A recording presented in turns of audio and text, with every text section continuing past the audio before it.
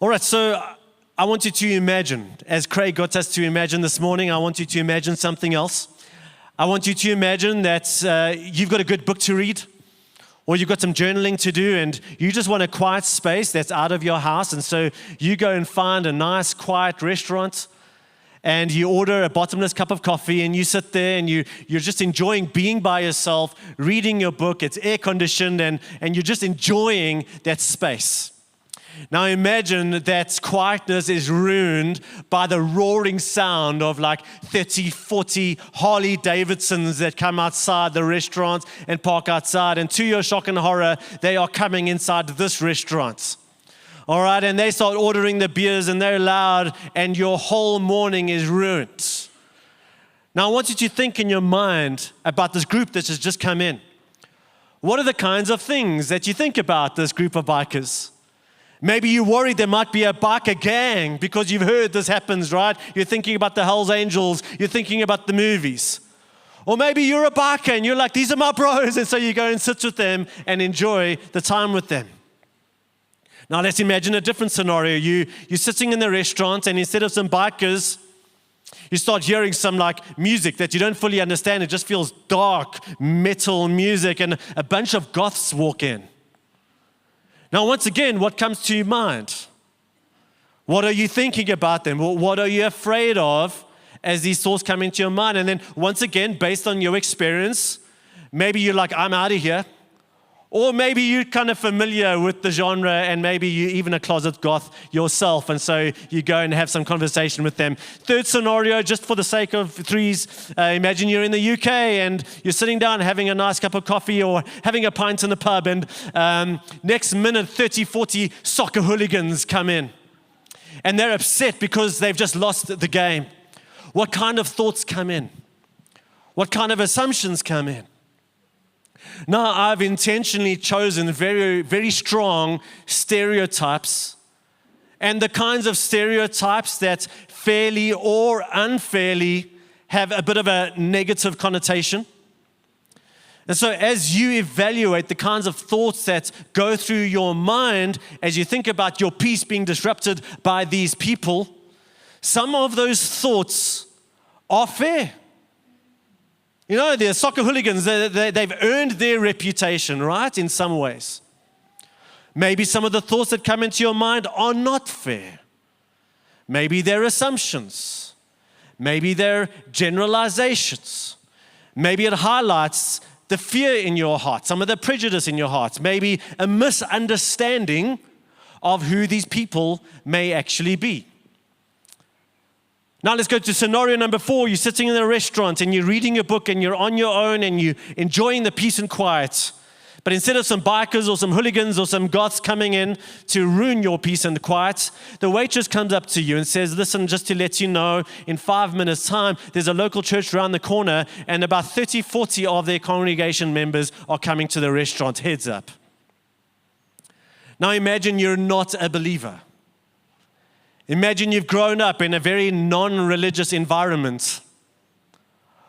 What kinds of thoughts are going to be going through your mind as you think about 30, 40 Christians coming into your environment? Now, we're Christians for the most part sitting here this morning. If you're not, we're so glad you're here.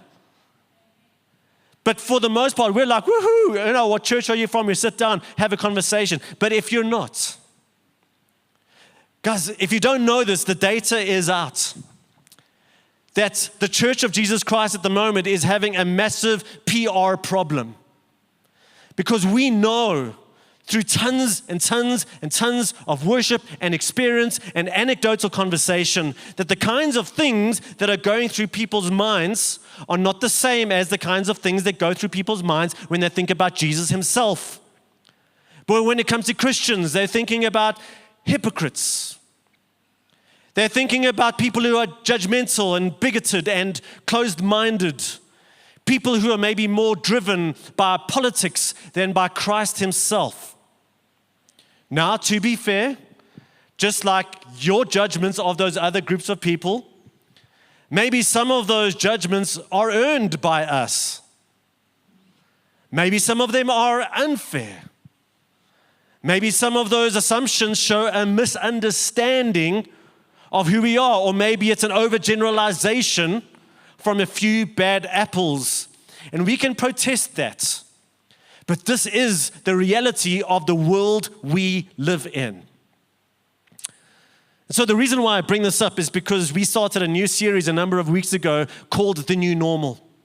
And the big challenge of the series is, for many of us, we've got a normal, and then we try add a bit of Christianity or a bit of religion into the normal.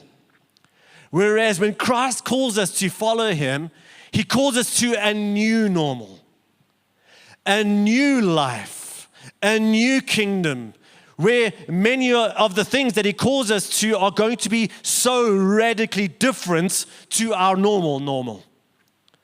But as we learn to live into this new normal, I'm hoping that we see that the new normal is actually the normal. It is actually what God has created us for. And the way we're learning the new normal is by going through the book of Philippians, and we're going verse by verse, and we're allowing the scriptures to kind of set the agenda for us. And so we started a number of weeks ago, so we're still in Philippians chapter 1, and today we're going to see what, according to the new normal, is what should characterize us as Christians. What our reputation should be like. And so regardless of what other Christians do, maybe you and I this morning can take up the challenge and change the narrative. So let's read together. Philippians 1, verses 9 to 11. Paul is writing to a church 2,000 years ago. We're reading in on this conversation, and so we can apply the challenge to ourselves as well. And this is what Paul says. He says, "This is my prayer, that your love may abound more and more in knowledge and depth of insight, so that you may be able to discern what is best and may be pure and blameless for the day of Christ, filled with the fruits of righteousness that comes through Jesus Christ, to the glory and praise of God." Now, we're going to spend some time unpacking what these verses mean. As we see what the verses mean, we're going to recognize how we can apply them to our own lives as well. But the first thing that I want you to notice here is that this is something that Paul prays. This is his prayer for us. I don't know about you, but for me, Paul was like a scary guy. He was like the kind of guy that you wanted to go to with theological questions, but you didn't want him at your braai, because he was going to be this bristly, uncomfortable theologian challenging everybody at every second conversation. But what I started noticing in not only this letter, but as an example, in this letter to the Philippians, I started seeing this picture of what I call Pastor Paul. Because here he is, and this is his prayer. This is his prayer for the church. Now, out of the millions of things he could pray for, the question is, why did he choose to pray these things? Here's something else I noticed, and we're not going to go there. You can go and find these prayers yourself.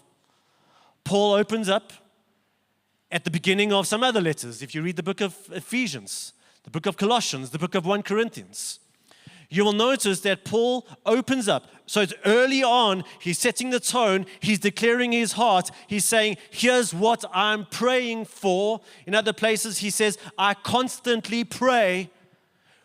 As we see the contents of his prayer, we see his true heart for the church. And so here, as we look at these verses, there is a priority to what he's praying here because of where it is in the letter and the fact that we see very similar prayers in his other letters as well. And so as we look at the contents of what he's praying for this church, number one, we see the priority of love. The priority of love. Not one thing amongst many things, but he says, here's my prayer, that your love, your love may abound more and more. Whatever love you have, may there be more. And then whatever love you have, may there be more. And then may there be more. May there be this abounding love and overflowing love. What is the main thing Paul is asking for here? It's an overflowing, abounding love. There is a priority of love above all things. And I don't think this is the only place where we see the priority of love. Matthew 22:37-40. Jesus was asked this question, what is the greatest commandment? Jesus says, love. Isn't that just think about it, a weird command? Commands are usually do this, do that. And isn't it amazing? It's an amazing insight into God's heart that the greatest commandment is love. Love the Lord your God with all your heart and with all your soul and all your mind. This is the first and greatest commandment, and the second is like it, love your neighbor as yourself. All the law and the prophets hang on these two commandments. You know that part of the Bible that you ignore, the Old Testament? You want to live that out? Love God and love people. Number 2, John 13:34-35. A new command I give to you, love one another. As I have loved you, so you must love one another. By this, everyone will know that you are my disciples if you, what? Love one another. Oh, everyone will know that I'm a follower of Jesus Christ because I shared my opinions on Donald Trump. Whichever side of the aisle you fall. No. By this, all men will know that you're my disciples. Galatians 5:6.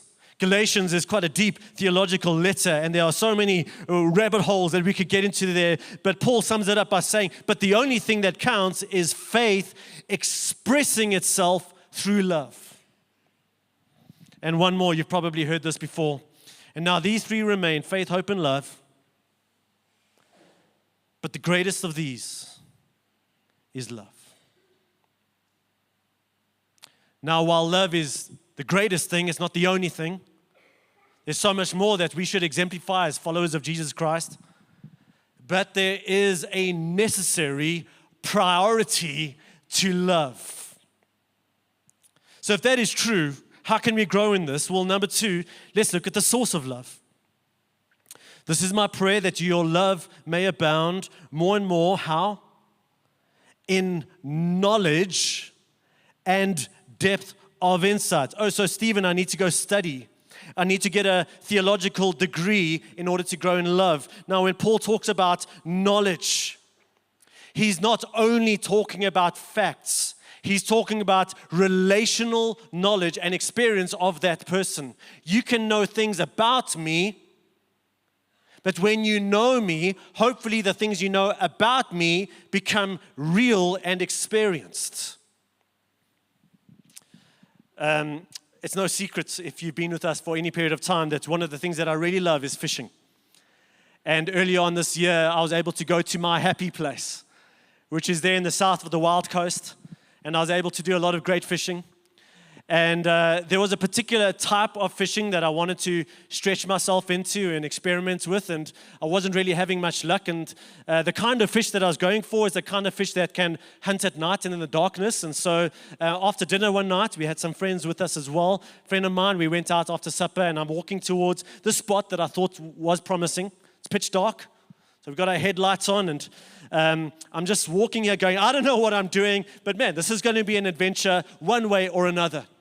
And so we go to the spot, and if you can imagine, I'm probably standing about the height of that screen above the water if it was flat, which it wasn't.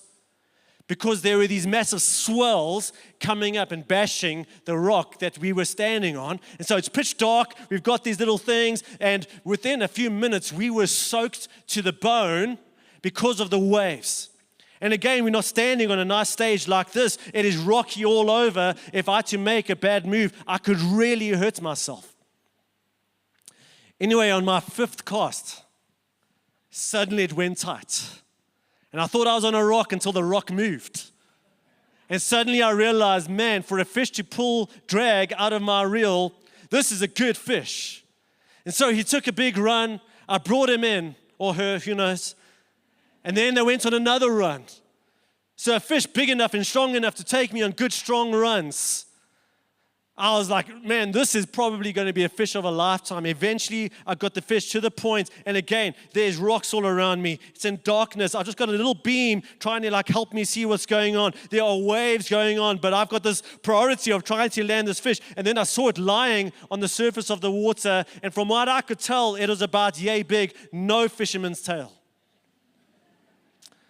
The only problem is I was up there, it was down there. And I had no clue how I was going to land this thing. And so I had a few ideas, but in the whole process of trying to figure out what to do next, I lost the fish and I let out a scream. But it was a bit of a mixture of frustration and pure elation because of this experience that I had, even though I lost the fish. Now here's my point. I've seen many YouTube videos of people catching fish that size. And my joy of watching someone else's experience of catching a fish that size is maybe a blip on the radar. But my experience of being there on that night and experiencing myself is a million times greater. So when Paul talks about our knowledge of Christ, he's not just talking about data. He's talking about a lived relational experience of Christ. And he says, you want your love to abound more and more. That's going to happen as you grow in that kind of knowledge of Christ. And the second part of that line, he talks about and depth of insight. And I was chatting to a couple this last week, and they are looking to get married, and they've been dating a fair number of years. And I said, guys, you think you know each other? But when you live with each other day in, day out, and the weeks become months, and the months become years, and the years become decades, you will really start to know this person. As you start to have greater insight, for good or for bad, insight into the deeper layers of who this person is. So Paul is saying, you want to grow in love, in abounding love? Well, the source of that love is the knowledge of knowing Christ and the depth of insight that is not coming out of a stagnant relationship, but a real, in-depth, ongoing, lived experience of relationship of Christ.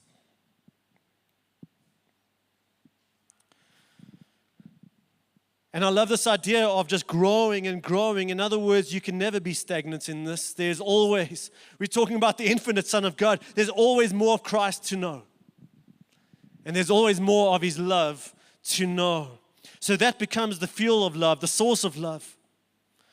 And then we get in these verses to number 3, the fruits of love. This is my prayer, that your love may abound more and more in knowledge and depth of insight, so that if you do your homework and you go find the equivalent prayer in Ephesians and Colossians, for example, you will also see a similar prayer and then a so that. So that. It's not just this sentimental, lovey-dovey kind of love. Through our knowledge of Christ and growing in a relationship with Him, there is a specific set of outcomes that ought to happen through this relationship. A transformation happens within us. Because look at the fruits of love. So that you may be able to discern what is best. Man, we need discernment. And apparently the more I know Christ and His love, the more I grow in discernment. And I also may be pure and blameless, apparently.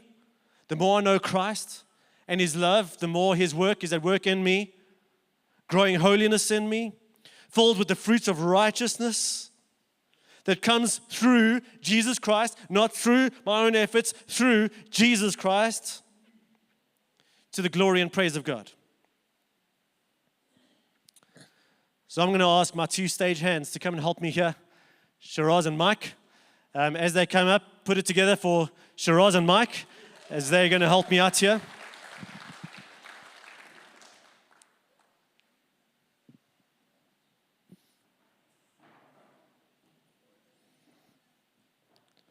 Excellence. All right, so if you cannot see, I've got a container here on my right, and there are a number of cups in there, with each cup representing a person.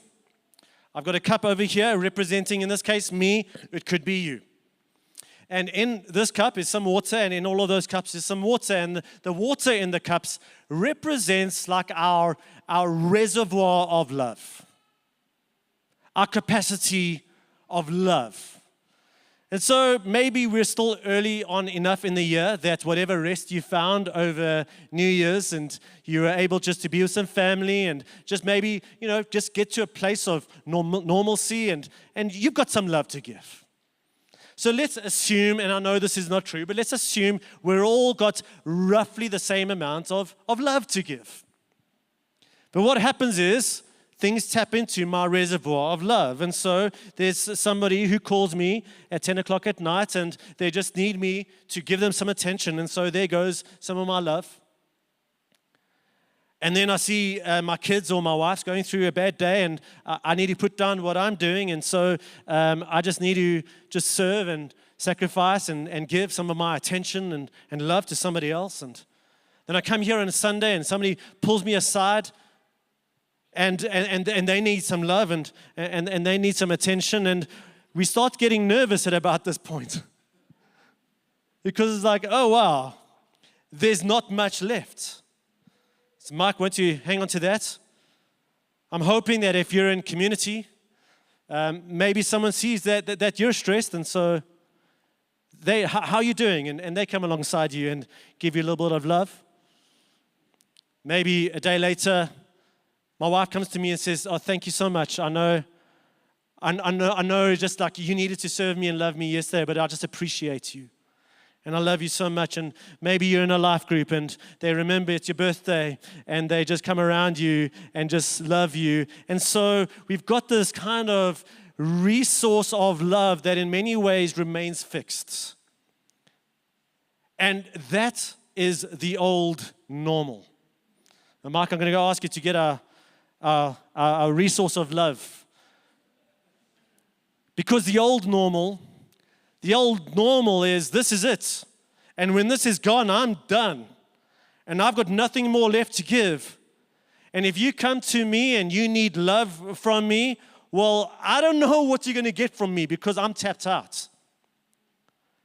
But the new normal is, may your love abound more and more in knowledge and depth of insight of Jesus Christ. That as we tap into Him, He gives us abounding love that overflows from us to the people around us. Round of applause for Mike. Thank you so much. Mike. Thanks, buddy.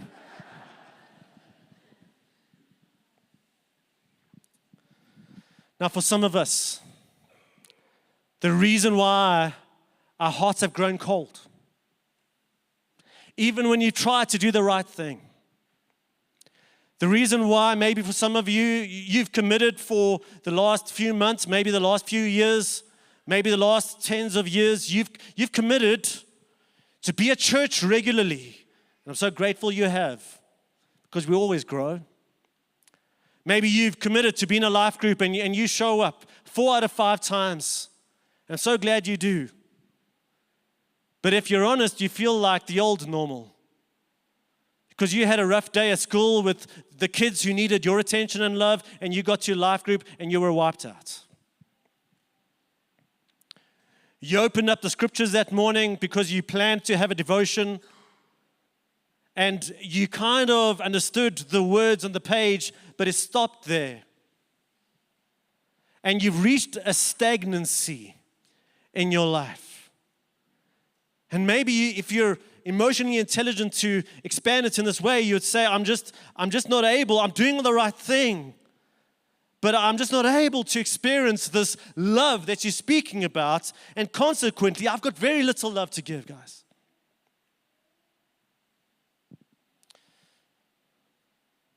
The way we step up from the old normal to the new normal is not by trying harder, but it's by going to the source of love. Because when Paul describes, hey church, you want a new normal? Where you take responsibility for your reputation and what people experience when they experience you, whether it's one-on-one, whether it's in a life group, whether it's on a Sunday experience. For you to get to the point of abounding more and more and more and more in love and overflowing love that only happens when we grow in knowledge of Jesus Christ. We grow in insight in Jesus Christ. And so the challenge is not to do things differently, but to do things with a different focus. So that when we come here on a Sunday, when you come to a life group, when you have a time of prayer, when you open up the Word, when you go have a coffee with somebody, you say, Lord, I don't want this to be just something I do. I want to grow. I want to grow in my knowledge of you. Reveal yourself to me in the Word. Lord, I want to know you better. Once again, quoting Paul. That's what I want. And the promise of the Scriptures is the more we grow in knowledge and depth of insight, there is an outpouring of love in and through us. Now, here's the last thing I want to say about this abounding love. I read a book a number of years ago. It's called Love Does by a guy called Bob Goff. I don't think we've got it in our library, but if you have Kindle, go find it online. It's so inspiring. Love Does. But the big idea is the kind of love that the Scriptures is speaking about is not simply a wonderful emotion in my heart. But because of the overflow nature of this love, love does. You may have heard that God is love. Well, the chapter we find that in the New Testament is 1 John chapter 4. It says it twice. God is love. Now, the verse I'm going to read, the previous three words are those words, God is love. Then we get to verse 9. But this is how God showed. This is how God showed His love among us. Because love does. So what can this look like for us? I can ask you about your own individual lives, but because at least the primary focus of this verse is Paul is speaking to a church, that you, church, your love may abound more and more. I was just thinking about, well, what kind of practical things can we start thinking about so that as we grow in our knowledge of Christ, just what can this look like? Because love does. And this is where the New Testament is so helpful. The New Testament has a number of commands called the one another commands. If you word search that word one another, it comes up almost 100 times. 59 of those one another's are commands. And as we look at the nature of those commands, all of those commands fits under this category of love does. So I'm just going to give you a handful of them. Help you kind of develop in your imagination, oh, that's what this can look like. Once again, this is the new normal. Romans 12:10, honor one another. Imagine every time you came and joined together with other believers. You see people you like, people you don't like, people who are easy to love, people who are hard to love. But imagine your primary focus of heart and speech was, I'm going to honor one another. Because love does. Number 2, greet one another. What comes up a number of times in the New Testament is the expansion of this is greet one another with a holy kiss. If we started doing that every Sunday, we're going to lose half of you and gain another 500 people at our local church here. But the cultural idea here is greet one another in such a way that they feel so welcomed. Now, those of you in life groups and some of the leaders here would know that this is something we've been trying to work on as a church, kind of from the inside out. If I can say as candidly as possible, some of us do this really well. Some of us do this really well. I've got this, I don't know, is it naive? I think it's a new normal concept, but I've got this naive idea that when people come to church, it should feel like coming home. And not just your friends that are sitting around you, that person who, for whatever reason, decides after 3 years to come back to church, the person who had the courage to invite their neighbor, and their neighbor got all the reasons why they should not like Christians and trust Christians, but they decide to come. That person who's going through a crisis and was like, I don't know where to turn. I've tried this, I've tried that. Let me try this Christian thing. Let me come to church. And maybe they don't look like, I don't know what a Christian should look like. Maybe they look like a biker. And they didn't get the memo that that's not welcome here, which is wrong, by the way. Maybe they look like a goth.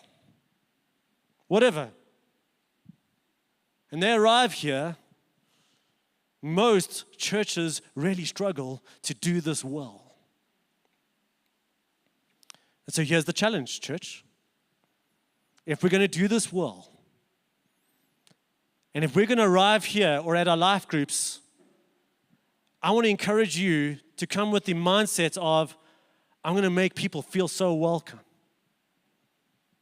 That could be just how I smile, not that weird Christian smile, but like a genuine, warm smile. Also, I think most people in this room are capable of, hi, I'm Steve. Now I know what happens in church sometimes. You're like, I think I've met this person before, and I can't remember their name, or I can't remember if I have been introduced to them. Hi, I can't remember if we've met, but my name is. Hey, Mark, come with me. We're going to go chat to that guy over there. Or maybe it's a young lady and a bunch of guys going to speak to her is a little bit inappropriate. Hey, Nikki, won't you come with me as we go and introduce ourselves to the people over there? Some of us do this really well. The new normal is we all do this well. And that's going to require stepping out of our comfort zone. That's going to require saying in our minds, no one stands alone. That's going to require getting over yourself. I can't remember if I haven't spoken. Just go and talk, have a conversation. Invite them to our prayer and fasting evenings. Invite them to church, invite them to coffee, invite them to your life group. The next point is very similar. Accept one another. The greater part of that verse says, accept one another just as Christ accepted you. How did he accept you? Did he say, sort yourself out first and then come to me? No, the reverse is true. I accept you, and then we walk a road together.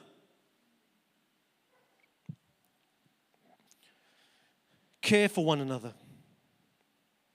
Not, hey, Steve, make sure you're caring for all 300 Riversiders.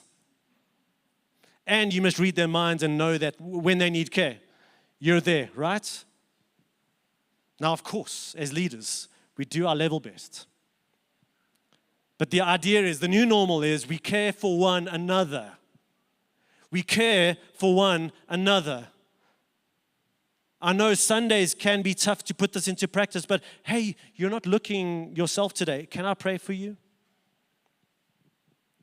A lot of these one another's they just come alive when we're in homes and we're in life groups, and we get through the layers and we start to see how we can actually put these into better practice. Forgive one another because I will irritate you, and I hope that every Sunday you're forgiving me for what I said to you or whatever. Bear with one another, because not everyone's easy to bear with, but bear with one another because of love. Pray for one another.